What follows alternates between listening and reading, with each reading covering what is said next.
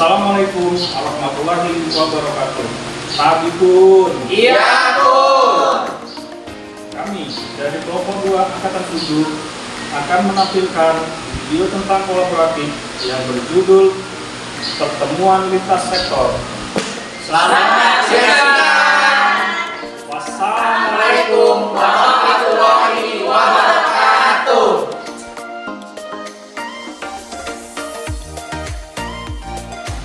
Bismillahirrahmanirrahim. Assalamualaikum warahmatullahi wabarakatuh. Waalaikumsalam warahmatullahi wabarakatuh. Yang terhormat Bapak Sekretaris Dinas Kesehatan Bapak Heri Wibowo SHMH. Yang terhormat Bapak Camat Agung Kunang Bapak Ismail STTP. Yang terhormat Bapak Kepala Puskesmas Agung Kunang Bapak Ahmad Zainuri SKMMK. Yang terhormat kepada ibu-ibu kepala desa, kepada ibu-ibu bidan desa, kepada ibu-ibu perangkat desa yang sudah hadir di Puskesmas Agung Kunang. Tabi Pun. Ya Pun. Syukur tak lupa kita panjatkan kepada Tuhan Yang Maha Esa karena atas rahmat-Nya lah kita bisa bertemu pada pagi yang cerah ini di Puskesmas kita tercinta, yaitu Puskesmas Agung Kunang. Baiklah, untuk mempersingkat acara, mari kita buka acara yang pertama, yaitu dengan membacakan lafaz basmalah. Bismillahirrahmanirrahim. Untuk menginjak acara yang kedua, yaitu sambutan dari Bapak Kepala Puskesmas Agung Kunang, Bapak Ahmad Zainuri SKMMK, waktu dan tempat bersilakan. Alhamdulillah, dan syukur dan kepada Allah. Pada siang hari ini kita bisa berkumpul dalam acara Linsek lintas sektoral yang biasa kita lakukan 3 bulan sekali, ya. Terus selanjutnya Linsek kita Sekdim kita akan membahas tentang permasalahan pengaduan masyarakat kepada bidan desa dan yang diteruskan ke kepala desa, bahkan sekarang sudah sampai ke Pak Camat sendiri tentang permasalahan BPJS PBI. Jadi di sini para masyarakat ini menanyakan mengapa mereka BPJS PBI-nya ada yang tidak aktif tiba-tiba. Nah, itu pemecahan masalahnya apa? Makanya di sini juga saya hadirkan Pak Sekdin atau dari Dinkes yang mewakili untuk menjelaskan beserta Pak Camatnya juga nanti cara mengatasi dan cara penanggulangannya seperti apa. Karena rata-rata mereka ini yang mengadu dan yang tidak aktif ini ibu-ibu hamil, ya, ibu-ibu kades, ya. Baik, saya tidak pakai satutan. Kita langsung saja, ya Pak Dekin, kita langsung membahas apa saja yang dikeluhkan oleh masyarakat kita sendiri ruang lingkup Kecamatan Agung Kunang.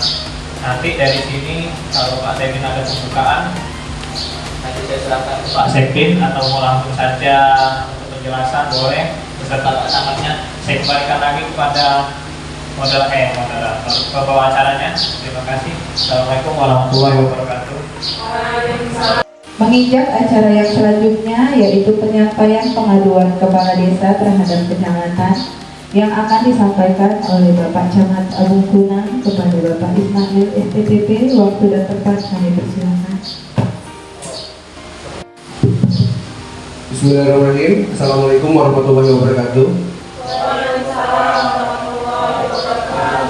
Terima kasih kepada Bapak Heri selaku Sekretaris Dinas Kesehatan Kabupaten Lampung Utara. Selamat datang di Kecamatan Agung Kunang.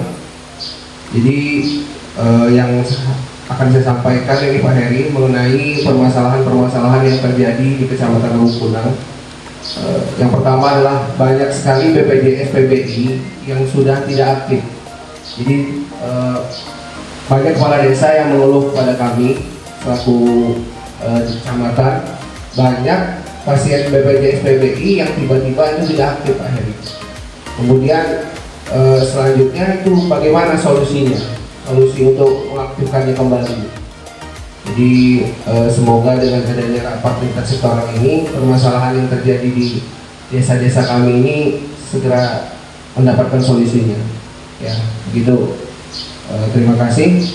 Saya akhiri, wassalamualaikum warahmatullahi wabarakatuh. Baiklah, saya akan melanjutkan acaranya ya, audiens ya. Untuk menanggapi pertanyaan dari Bapak Camat Abungkuna kepada Bapak Sekretaris Dinas Kesehatan, Bapak Heri Wibowo SHMH, waktu dan tempat kami persilakan. Menindaklanjuti pertanyaan dari Pak Camat tadi mengenai kartu BPJS yang sudah tidak aktif, ya. Lalu yang pertanyaan keduanya, kalau sudah tidak aktif, itu cara mengaktifkannya lagi gimana? Itu ya Pak Camat ya? Ya. Jadi untuk kartu BPJS, ya, itu dia non aktif, itu biasanya dia kalau pasien itu sudah 6 bulan dia tidak berobat, tidak dipakai, ya. Dan cara untuk mengaktifkannya kembali, si pasien itu biasanya dia harus ke kantor BPJS lagi. Ya. Lalu ada lagi pertanyaan yang mungkin beredar di masyarakat, yaitu mungkin pengganda dukungan, itu yang saya tahu dari beberapa media. Ada juga laporan dari masyarakat soal susahnya mendapatkan rujukan, ya. Itu nanti mungkin ada nanti beberapa, ya. Itu nanti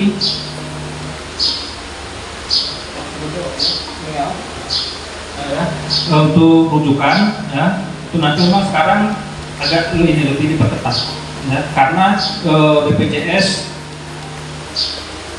lebih menekankan untuk pelayanan kesehatan BPJS kesehatan itu dilakukan di pusat-pusat kesehatan tingkat pertama, dalam hal ini puskesmas, ya. Jadi kemarin rapat saya dengan BPJS, ya memang seperti itu Pak, ya.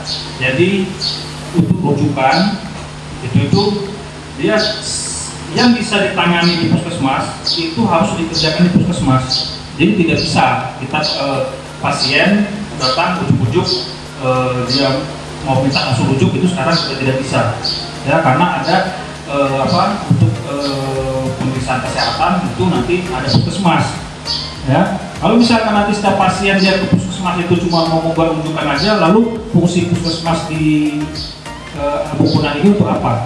Ya kan, ada dokternya, ya kan, ada perawatnya. Ya, kalau itu nanti nanti pasien datang, nanti cuma buat rujukan, setelah itu nanti dia langsung ke rumah sakit, itu tidak bisa sekarang. Ya, jadi sekarang untuk semua pasien yang datang, untuk yang membutuhkan rujukan itu harus memenuhi beberapa kriteria. Yaitu nanti dokter dari puskesmas kami yang menentukan. Kalau misalkan nanti dari dokter memang sudah tidak bisa ditangani di puskesmas Abungkuna ini, baru nanti dibuatkan rujukan. Demikian Pak Mayu. Baiklah, kepada para hadirin semua, untuk mempersingkat waktu, mari kita buka 2 sesi pertanyaan kepada Ibu Bidan Desa atau Ibu Kepala Desa. Bagi ada yang mengajukan pertanyaan, boleh, waktu dan tempat kami persilakan. Baik, silakan. Baik Pak, terima kasih atas waktunya. Izin bertanya Pak, langsung saja. Jadi saya mewakili aparat desa 14 Pak.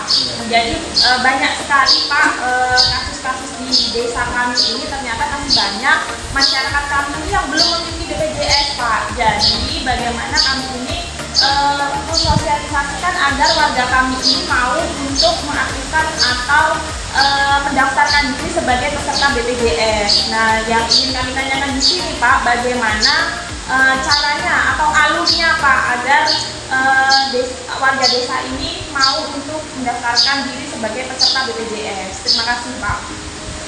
Selanjutnya, saya persilakan.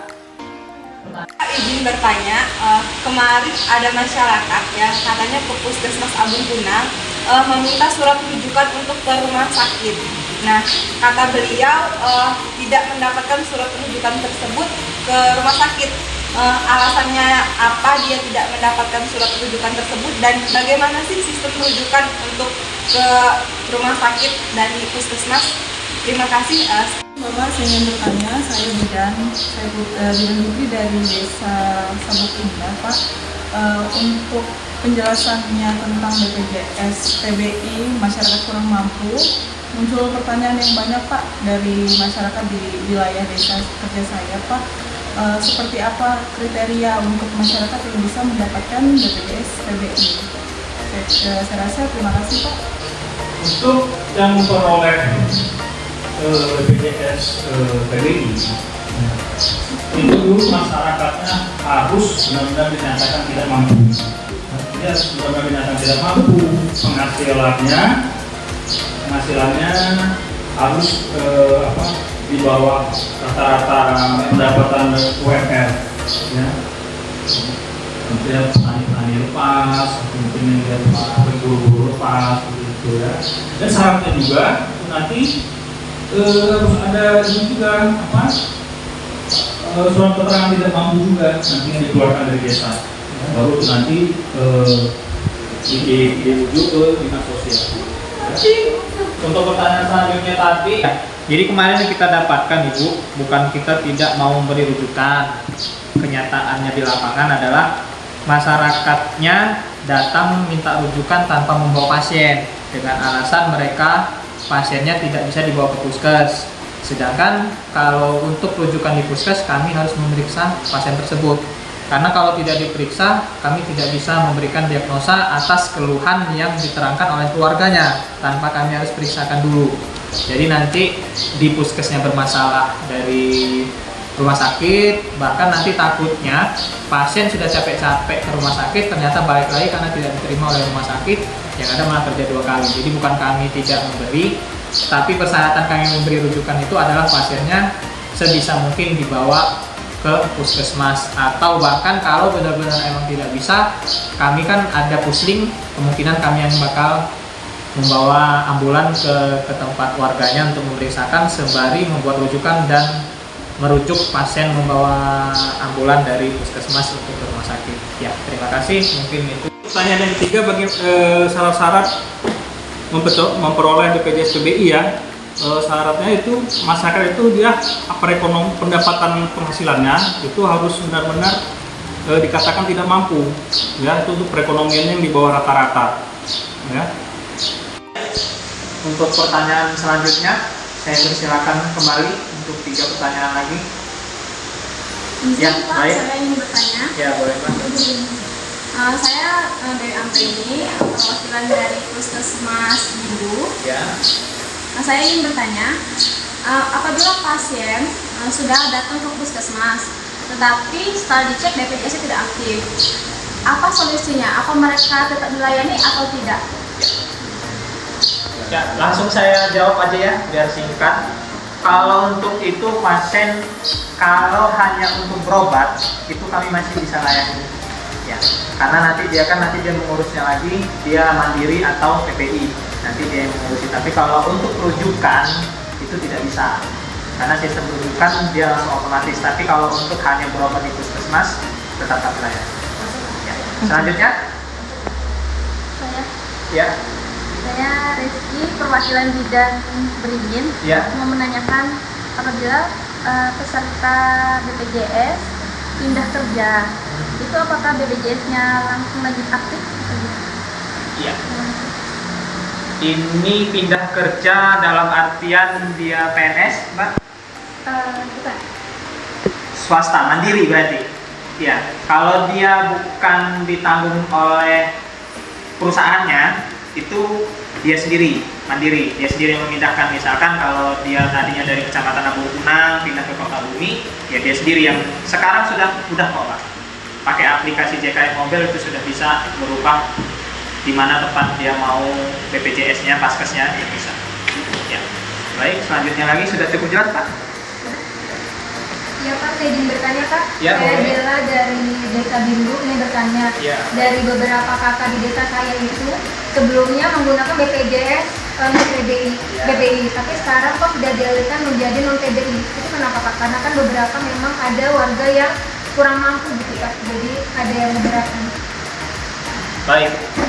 Saya langsung jawab juga untuk pertanyaan ketiga. Sebenarnya bukan langsung tiba-tiba dialihkan, Mbak. Ya itu tadi yang sudah dijelaskan oleh Pak Sekdin juga. yang ada di lapangan masalahnya penerapan atau pemberi PBI itu tidak tepat sasaran. Nah, sedangkan juga PBI ini 6 bulan sekali kalau dia tidak dipakai untuk berobat otomatis bakal dinonaktifkan oleh BPJS-nya.